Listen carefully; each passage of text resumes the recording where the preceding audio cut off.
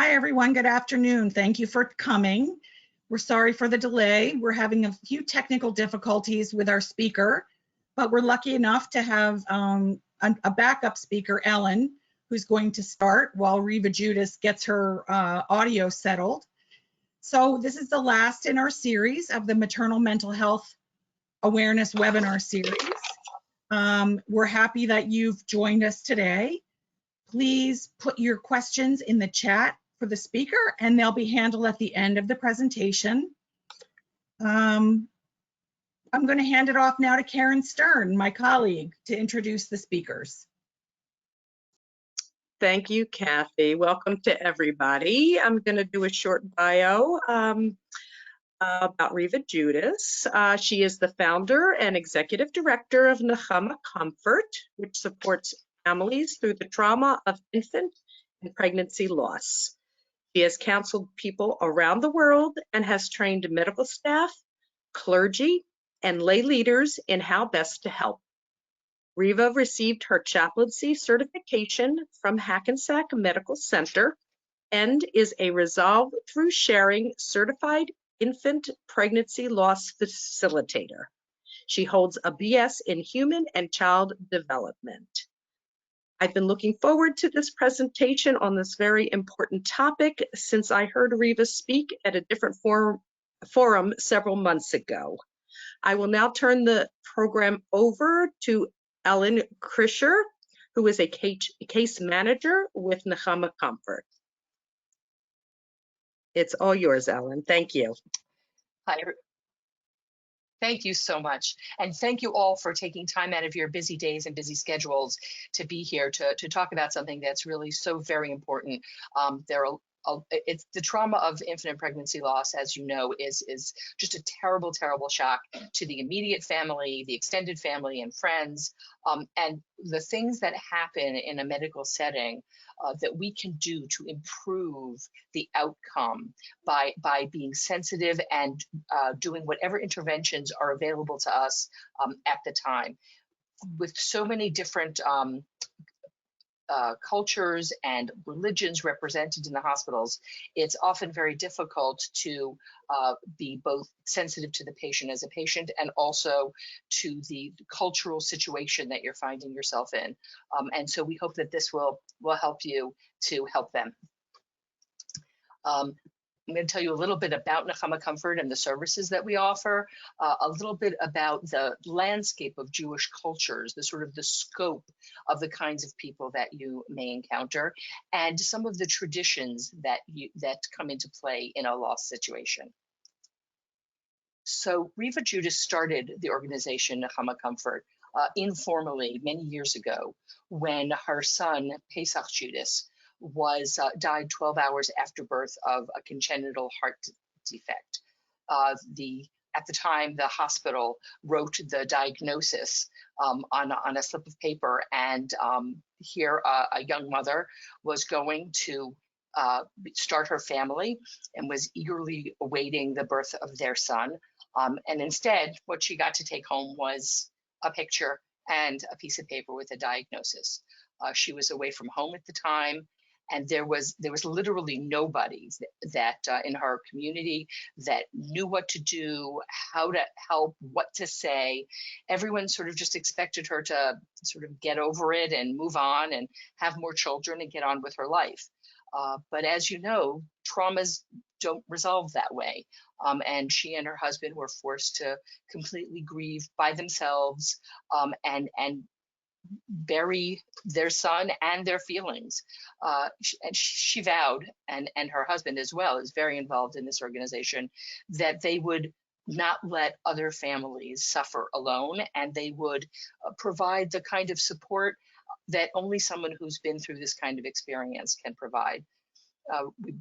Nechama Comfort became an official organization some years ago and is now a registered nonprofit that helps Jewish families throughout the world deal with the issues that come up surrounding infant and pregnancy loss.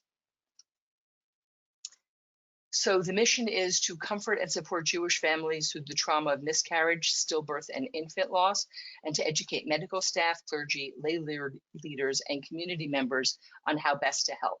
Because no one, whether that's in the community at large as people are growing up and going to school, nobody gives classes on how to help when there's a trauma. And even in medical school, there is, maybe perhaps more now, but certainly there was not for a very long time, classes in what are the kinds of things that can be done in the immediate aftermath that can be helpful to a couple.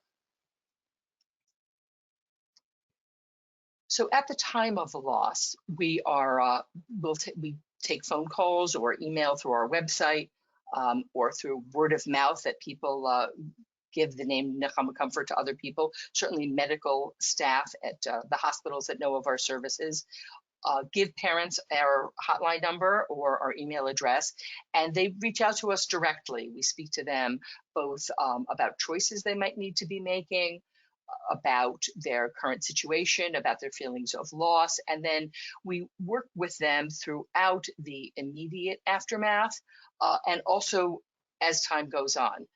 Medical personnel sometimes contact us in cases like this, for example, this talk, where we're going to be hopefully providing some good guidance on things that you might be interesting and important for you to know about the Jewish community in terms of loss.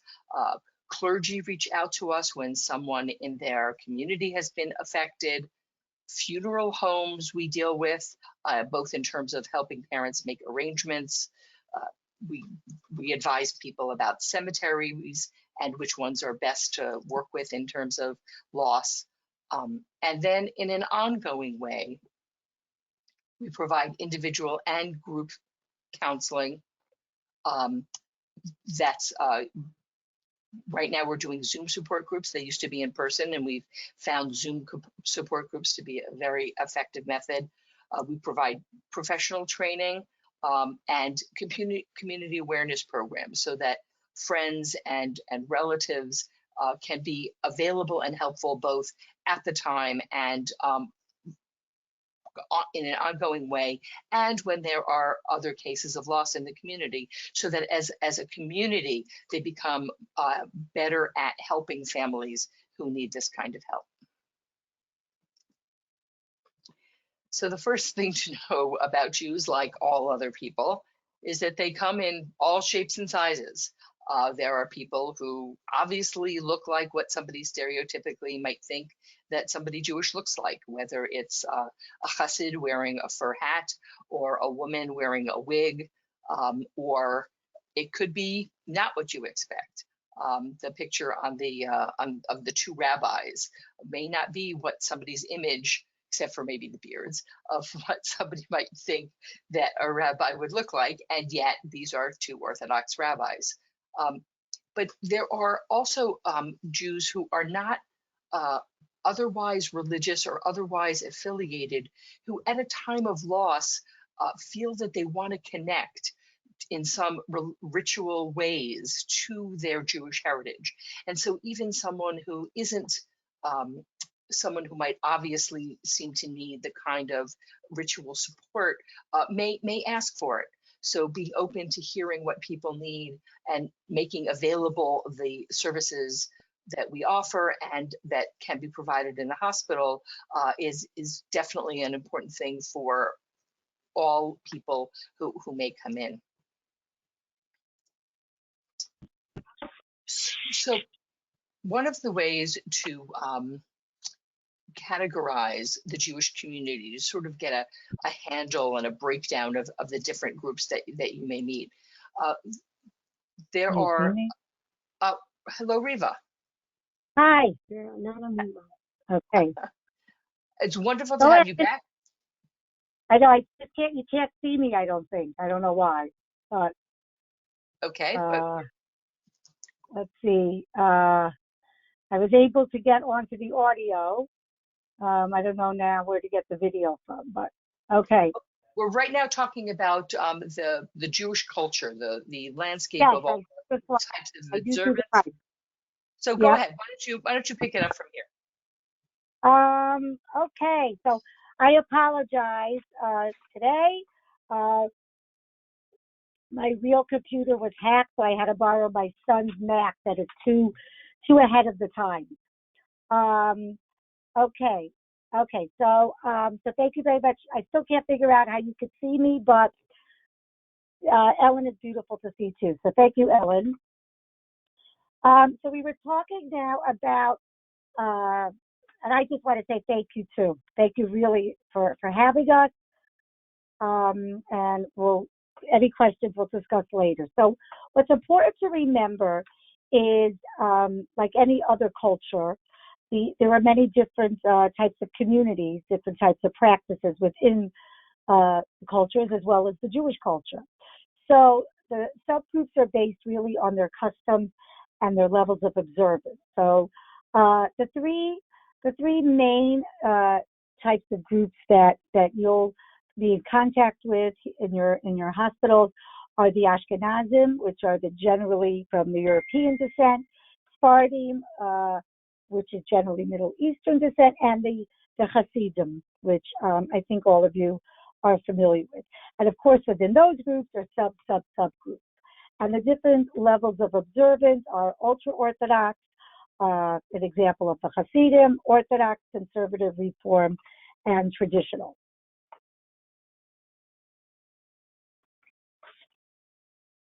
Okay.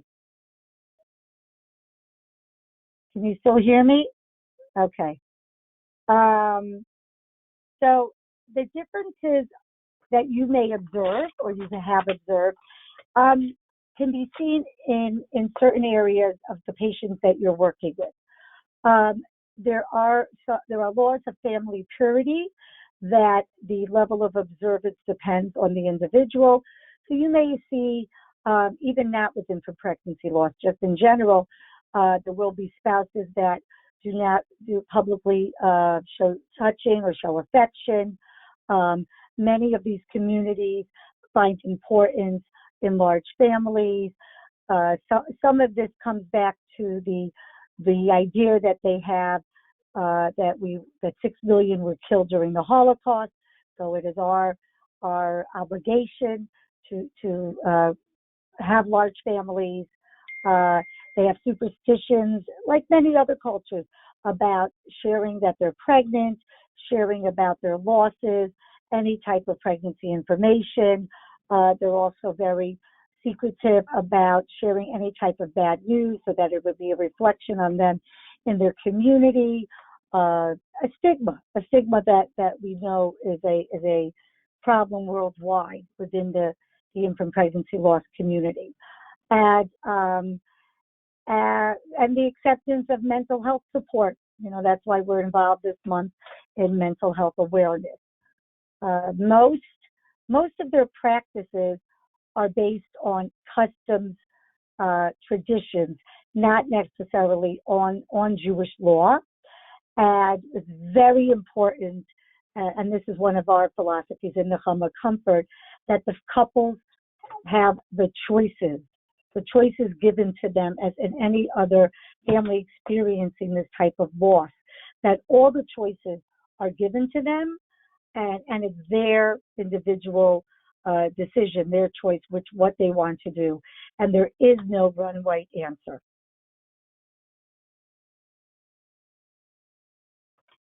So the information regarding pregnancy and infant loss in terms of Jewish tradition and culture is that for a child that is under 30 days, that means a miscarriage, an infant loss, a stillbirth, any child, even a child that lives for 30 days, and in some cases it's a baby that only is in the NICU, possibly even for up to 2 months.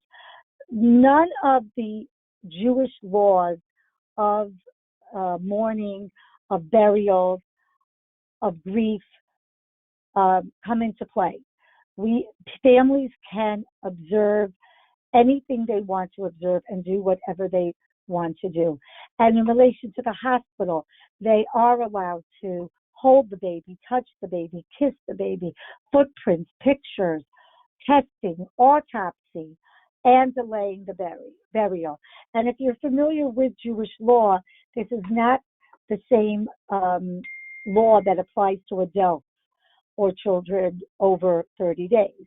Hospitals are very good about observing, calling the Jewish Burial Society, having those laws observed, but with the babies and infants, this does not apply. Next.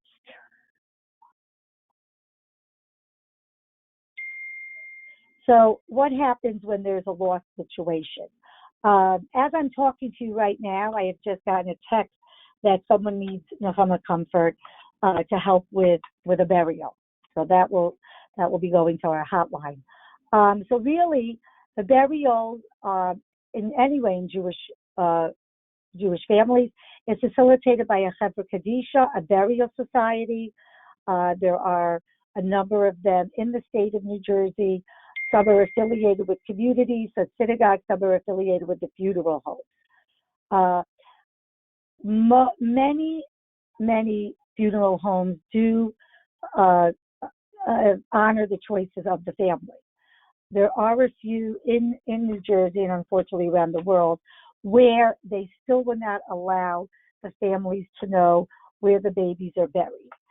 And we all know the research is families need to have made that decision if they want to know where the baby is buried, naming the baby, everything that goes along with that. And we all know that really is the best for the family in general. So Nechama Comfort can connect the families as well as the hospitals with resources and leading them to the right funeral home, cemeteries, and burials.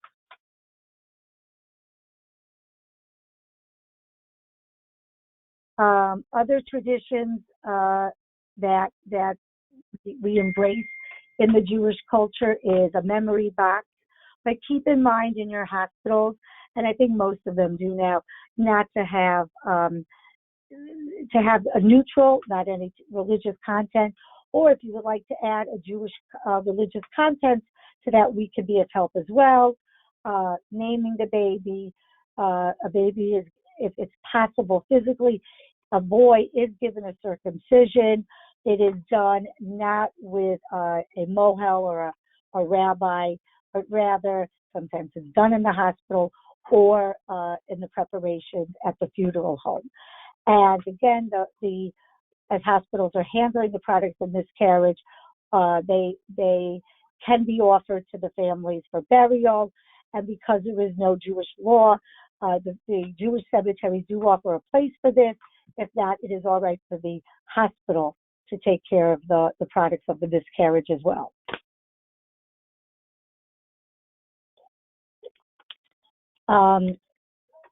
So we are so glad that Kathy reached out to us. I had spoken at another meeting, and basically, this Adela told us how we help the families. We want you to know that we're here to help you by this presentation today, and by other areas that we can help with. So we can help you by having our information readily available at your hospitals. We have a hotline. We have a person. The person answering the hotline it's really from about 8 in the morning till 10 at night. We have an email to get contacted to. So we want you to reach out to us. We want to be able to help you give the family the right information. We have in the process of developing a brochure for the hospitals. I think, Ellen, we're gonna show our first screening of it. We would love to have your input as well. So we're able to give you the information. Also, we know that the hospitals run wonderful support groups in the hospitals, and those are amazing too. But we also, in addition, run a support group twice a month. We do individual counseling, and we're able to relate to these families in terms of the Jewish culture. We are not a religious organization. We really work with the couple, the husband and the wife, the partners, the spouses, on an individual basis, as well as talking to grandparents and siblings, other children. Before COVID, we were invited in to the hospitals if there was a Jewish family asking for our services. We've gone into hospitals in New Jersey, in New York. Now, with COVID restrictions, we've connected actually with patients in the hospital on Zoom, on phone calls. So we've done that, and we look forward to a time that we could come in to speak to the patients. As well, we've done grand rounds in hospitals. We've spoken to all the other departments in the hospitals, the emergency rooms, wherever that were needed. Ellen and I, and two of our other case managers, we are trained through Resolve to Share. We are certified through them as well. So we've worked on them as hospital presentations. So that is our presentation for now. We welcome any questions. I'm not sure exactly what was covered before I came on, so but I can repeat it also. So unfortunately, I can't see you because I'm not able to figure that out on the laptop, but I don't know if you're seeing me. And thank you. So I don't know, is there any other questions about today? All right, I'm going to take it from here. This is Karen Stern-Riva. Hi, Thank you Karen. so much for that presentation. You and Ellen did a wonderful job together. Thank you. And I am just, we have just one question. Do all hospitals have a bereavement specialist or somebody like yourself to handle these situations if needed? So I think that, well, in terms of a bereavement specialist, I will, ask the hospitals themselves. I hope I know that the hospitals, I think, do have a chaplain, a social worker on staff. Sometimes there's a nurse in the labor room and delivery that is assigned to this task. So I'm assuming that the hospitals do have somebody there that helps. That can reach out to us. Some of them do know about us, and I hope after today, more hospitals will know about us. Right. Okay, great. Thank you very much. So I'm just going to wrap up now. Thank you, Riva and Ellen, for that wonderful presentation, such important information. This is the last in our webinar series of Maternal Mental Health is the Heart of the Family, sponsored by the Perinatal Mood Disorders Initiative and Central Jersey Family Health Consortium. We thank everyone who participated in the webinar series for Maternal Mental Health Awareness Month, which is now coming to an end. But we've had such, wonderful programs and information. And just to know that the recordings are already on YouTube, and they will also be on our website soon. I thank everyone again for their help in putting this together and for participating in our wonderful programs. And I wish everybody a good day. Thank you very much. Thank you so much. Thank you so much. And if anybody would like, here's all of our information. Please reach out at any time. We really thank you for spreading this word of Nechama Comfort. Thank you. Bye now. Bye.